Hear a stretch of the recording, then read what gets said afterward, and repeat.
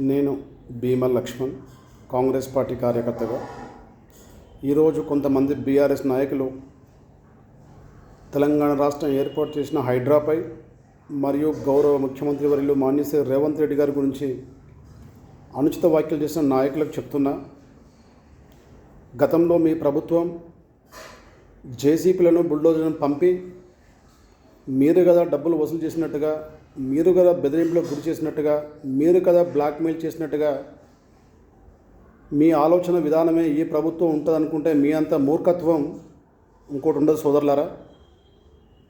తక్షణమే ఈ ప్రభుత్వం గురించి కానీ గౌరవ ముఖ్యమంత్రి గురించి కానీ మాట్లాడితే ఇక తగదు, నోరు అదుపులో పెట్టుకోండి. తప్పకుండా మీరు చేసిన కుంభకోణాలు కూడా బయటికి తీస్తాం.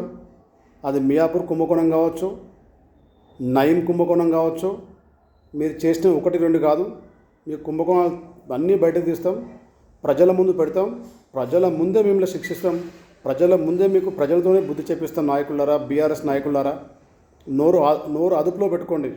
ఇప్పుడున్నది కాంగ్రెస్ ప్రభుత్వం, ప్రజాపాలన, ప్రజాప్రభుత్వం. ఇది దురల ప్రభుత్వం కాదు. ఇది ఇంకా కూడా మీరు ప్రభుత్వంలో ఉన్నట్టుగా ఊహించుకొని మాట్లాడితే ప్రజలు మీకు బుద్ధి చెప్తారు సోదరులారా.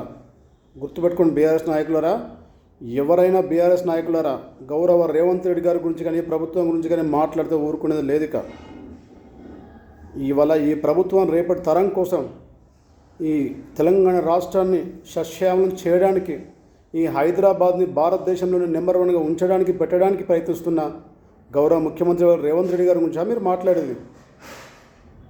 సోయలేని నాయకులారా, గతంలోనే ప్రజలను రెచ్చగొట్టి ఎన్నో కుటుంబాల్లో చీకటి నింపిన మీకు మాట్లాడే అర్హత కూడా లేదు మీకు. జై కాంగ్రెస్, జై జై కాంగ్రెస్, జై రేవంత్ అన్న.